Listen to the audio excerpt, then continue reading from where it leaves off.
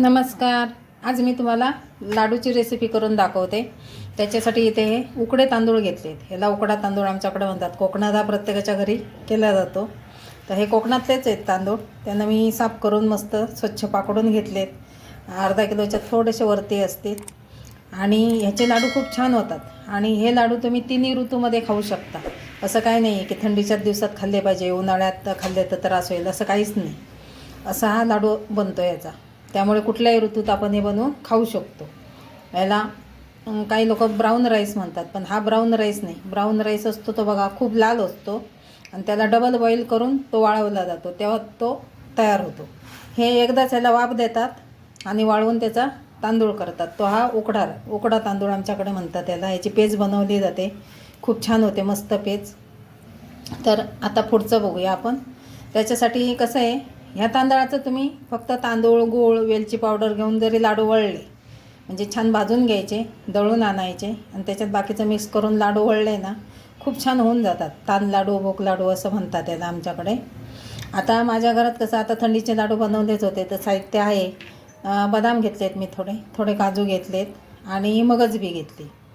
तर हे मी त्याच्याबरोबरच परतून घेणार आणि त्याच्यामध्ये घालणार, म्हणजे थोडी अजून चव वाढते. पण नसतील तर नुसते तुम्ही तांदळाचाही लाडू छान बनतो, तयार होतो आणि चांगला लागतो.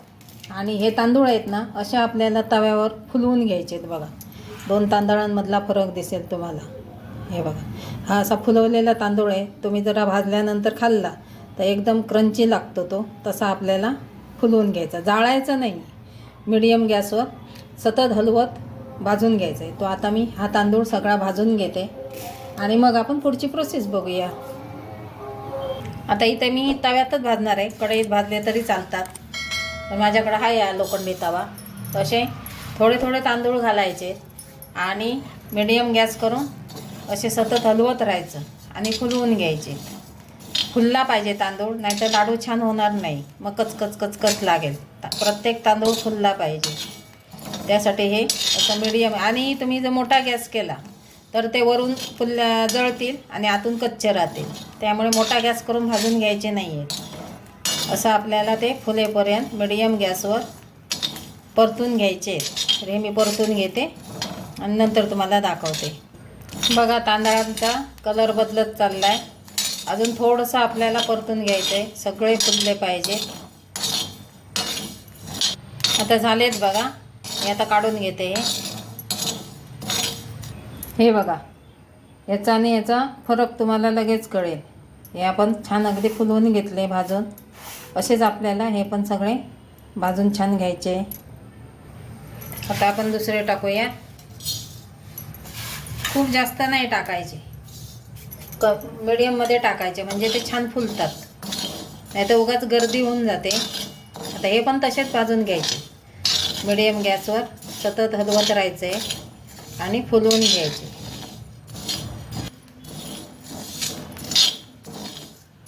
हेही थोडेसे आपल्याला परतून घ्यायचे. मी काही तेल तूप वापरलं नाही आहे. तसं लाडवांना तेल तुपाची गरज नसते, पण लाडू वळताना थोडंसं तुम्ही तूप गरम करून टाकलं तर चव छान येते, एवढंच. आणि ज्यांना नाहीच खायचं आहे तेल तूप, त्यांनी काही तेल तूप न वापरता लाडू वळले तरी खूप छान होतात लाडू. आता ह्यांना थोडंसं मी गरम करून घेते, म्हणजे कसं क्रंची होतील ते. हे क्रंची झाले. मी थोडेसे मगज बी टाकलेत. आता हे थोडेसे गरम करून घेऊन काढून घेते. याच्यामध्ये तुम्ही अजून मनुका पण टाकू शकता किंवा डिंक तळून थोडासा टाकू शकतो आपण. हे आता झालेलं आहे. मी आता काढून घेते त्याला आणि हे थंड करायचे. आता हे तांदूळ आहे ते थंड झाले पाहिजे. पूर्ण थंड करून आपल्याला ते गिरणीवरून दळून आणायचे आहेत. घरात घरघंटी असेल तर चांगलंच आहे. आता माझ्याकडे आहे तर मी घरीच ते दळणार आहे. पण ह्याला मिक्सरवर दळून उपयोग नाही, बारीक आपल्याला पीठ पाहिजे, तेव्हा तो लाडू छान लागतो. आणि हे आपल्याला मिक्सरमधून ड्रायफ्रूट्स आहेत ते मिक्सरमधून काढून घ्यायचे. तर हे थंड झाल्यानंतर मी दळून घेते. बारीक पीठ दळायचे. लाडूचं जाड पीठ अजिबात नाही चालत या लाडूला. तर हे आता थंड झाल्यावर आपल्याला ही प्रोसेस करायची. मग आपण पुढचं बघूया. हे बघा, हे मी पीठ थंड झाल्यानंतर तांदूळ आपले पीठ दळलं आहे, मस्त अगदी बारीक दळलं आहे बघा. आणि बारीकच पाहिजे आपल्याला. आणि ह्याच्यामध्ये हे आपले काजू बदाम मगज बी ते मी बारीक दळून घेतले. जाडसर टाकत नाही आहे, मी बारीकच टाकणार आहे. आणि त्याच्याबरोबर हे बारीक किसून खोबरं घेतलं आहे, ते थोडंसं तव्यावर परतून घेतलं आहे. आणि त्याला मी काही चुरलं वगैरे नाही आहे, असंच ठेवलं आहे. त्यानंतर हे पीठ मी मोजून घेतलं आहे. हे पीठ 3 वाट्या पीठ झालं आहे, 3.5 वाट्या पीठ झालं आहे. साधारण 3.25 3.5 वाट्या पीठ झालं आहे. वाटीच्या ह्याच्यातच सांगते मी तुम्हाला. आणि इथे मी हे 1.5 वाटी गूळ घेतलं आहे. तुम्ही थोडंसं जास्त घेऊ शकता किंवा थोडं कमी पण करू शकता. तर हे आता आपल्याला सगळे एकत्र करायचं आहे. याच्यामध्ये या पिठामध्ये गूळ टाकून घ्यायचं. आणि हे लाडू आहेत ना, जाड पीठ नाही दळायचं आहे, बारीकच पीठ दळायचं, म्हणजे ते खूप खाताना छान लागतात. त्यानंतर हे आपलं जायफळ पूड आणि विलायची पूड असं दोन्ही घेतले आहेत मी, ते टाकून घ्यायचं. आणि हे आपले ड्रायफ्रूट्स ते बारीक मी कट करून बारीक दळून घेतलेत, ते सगळे टाकून घेते मी. याच्यामध्ये आपल्याला चवीसाठी थोडंसं मीठ टाकायचं आहे. अगदी 2 चिमूट मी मीठ टाकते, त्याच्यात चव छान येते गोडामध्ये थोडंसं मीठ टाकलं तर. आणि हे आपलं खोबरं, हे मी जास्त प्रमाणात का नाही घेतलं आहे, तर मूळ जी लाडवाची चव आहे ती मग आपल्याला मिळत नाही. जर तुम्ही ड्रायफ्रूट्स खोबरं किंवा अजून काही असं भरपूर प्रमाणात जर टाकलं तर जे उकड्या तांदळाचे लाडू म्हणून जी चव असते ती आपल्याला मिळत नाही. तर हे आता सगळं मिक्स करायचं आहे आणि मिक्सरला फिरवून घ्यायचं आहे. आणि मग आपल्याला ह्याचे लाडू वळायचे. आणि थोडंसं ह्याच्यावर मी आता 2 चमचे तूप गरम करून घालणार आहे मिक्सरला फिरवून घेतल्यानंतर. तसं तुपाची गरज नाही आहे, पण 2 चमचे टाकायचे, थोडीशी चव येते. आणि हे आता मिक्सरला एकदम आपल्याला बारीक करून घ्यायचं. आणि नंतर 2-3 चमचे गरम करून तूप घालायचं आहे. आणि मग आपल्याला हे लाडू वळायचे. मस्त असा लाडू तयार होतो उकड्या तांदळाचा. कितीही खा तुम्ही, काही बादड होत नाही. खूप छान लाडू आहे आणि तिन्ही मोसममध्ये तुम्ही हा करून खाऊ शकता. गुळाचं प्रमाण तुमच्या चवीनुसार वाढवू शकता. हे बघू शकता, सगळं मिक्सरमधून मी फिरून काढलं आहे. आणि 3 वाटी त्याच्यावरती थोडंसं झालं होतं ना आपलं पीठ, तर मी किती 1.25 वाटी घेतलं होतं ना गूळ, तर मी आता 1.5 वाटी केलं. ते थोडंसं कमी वाटलं मला गोडपाना, तर 1.5 वाटी आपण घेऊ शकतो 3 वाटीसाठी. आणि हे आता जरी असे वळले ना तूप न टाकता, ज्यांना तेल तूप नकोच आहे, तरी हे खूप छान होतात तयार.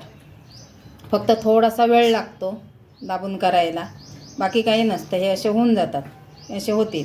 पण मी आता 2-3 चमचे तूप टाकते गरम करून, म्हणजे थोडीशी चव पण येईल. आणि ह्याला गूळ घेताना ना थोडंसं मऊसर घ्या. मी आता घेतलं ते थोडंसं असं सुकं गूळ होतं, कोरडं. नाही तर मऊसर जर गूळ असेल तर पटकन होऊन जातात. आणि त्याला ते तूप नाही टाकता तुम्ही वळले असे धरून तरी पटकन वळतात. तर आता आपल्याला ह्याला तूप टाकूया. आता याच्यात मी हे तूप थोडंसं गरम करून घेतलं आहे, ते 4 चमचे मी टाकते याच्यामध्ये. आणि मिक्स करून घेते आणि लाडू वळते. जास्त आपल्याला इथं तुपाची गरज नाही लागत आहे. हे मिक्स करायचं. थोडंसं गरम केलं आहे मी तूप, खूप कडकडीत गरम नाही केलं आहे, थोडंसं केलं आहे गरम. आता हे सगळं मिक्स करून घेऊन आपण लाडू वळूया. आता हे आपल्याला हाताने मिक्स करून घ्यायचं, तूप सगळ्याला लावून घ्यायचं.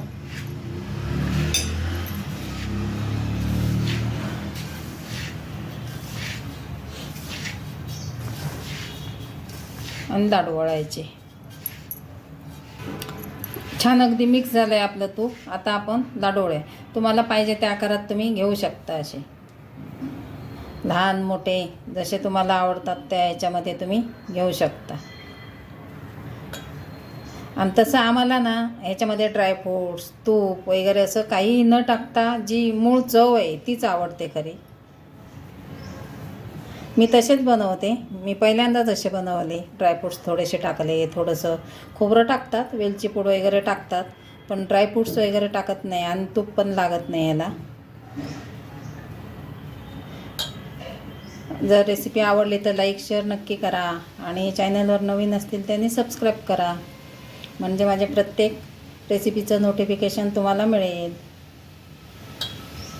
असा आपला उकड्या तांदळाचा तांद लाडू, भूक लाडू आमच्याकडे म्हणतात त्याला, मस्त असा लाडू तयार झाला आहे बघा. असं मी हे सगळे लाडू करून घेते. असे आपले मस्त असे लाडू तयार झालेले आहेत बघा, उकड्या तांदळाचे. कोकणातील पारंपरिक पदार्थ आहे, रेसिपी आहे. तर नक्की ट्राय करा. आवडले तर लाईक शेअर नक्की करा. धन्यवाद.